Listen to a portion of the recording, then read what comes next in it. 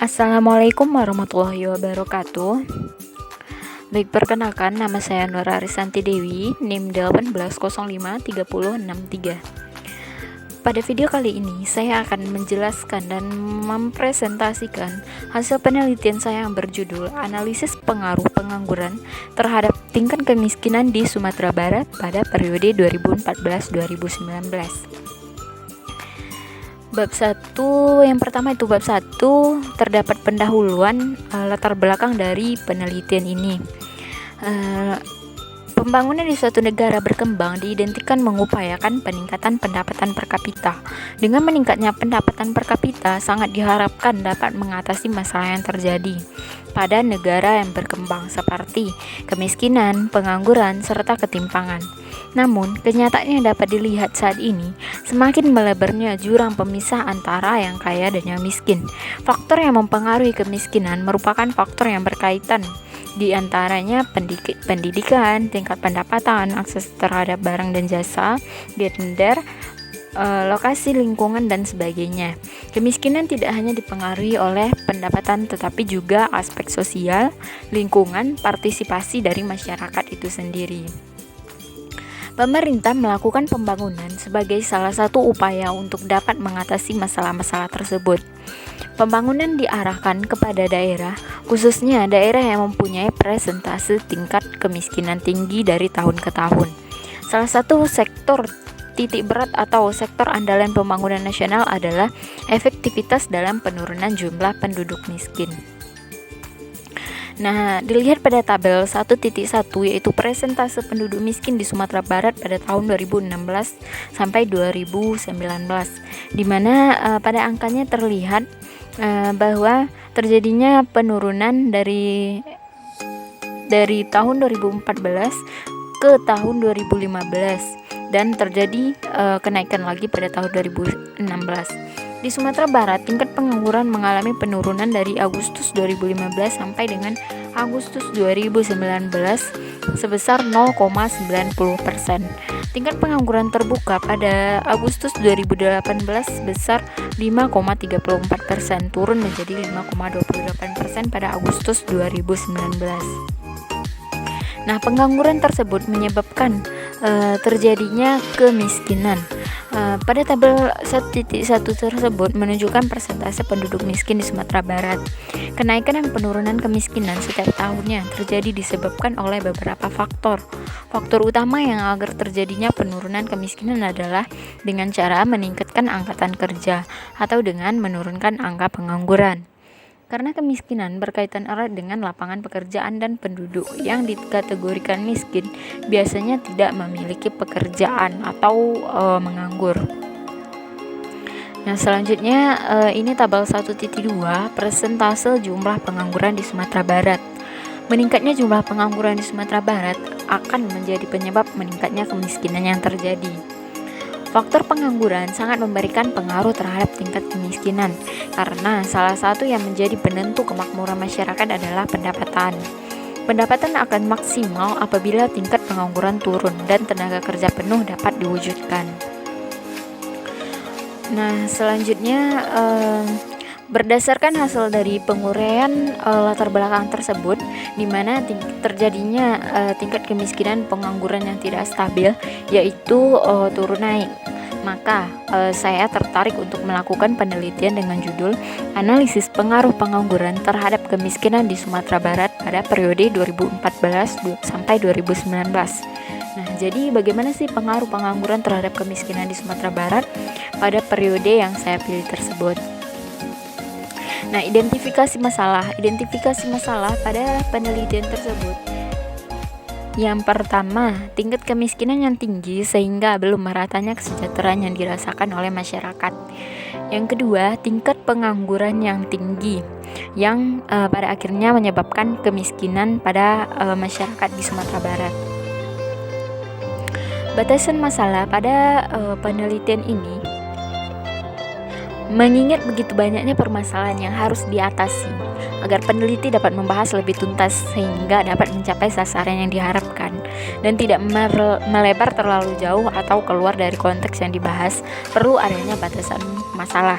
Berdasarkan identifikasi masalah yang ada, peneliti lebih memfokuskan pada analisis pengaruh pengangguran terhadap kemiskinan di Sumatera Barat pada periode 2014 sampai 2019.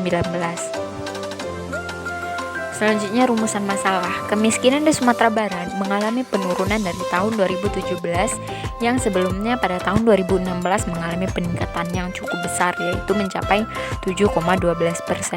Pada tahun-tahun selanjutnya terjadi penurunan persentase kemiskinan di Sumatera Barat seiring dengan berkurangnya jumlah pengangguran.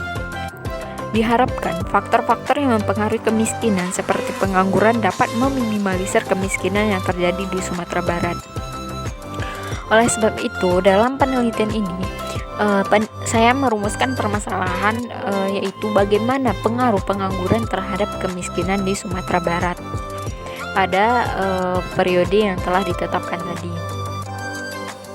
Selanjutnya, landasan teori bab 2. Kemiskinan secara umum. Kemiskinan diartikan kondisi serba kekurangan, kurang terpenuhinya kebutuhan hidup seseorang, mencakup makanan pokok, tempat tinggal, keamanan, dan jaminan kesehatan.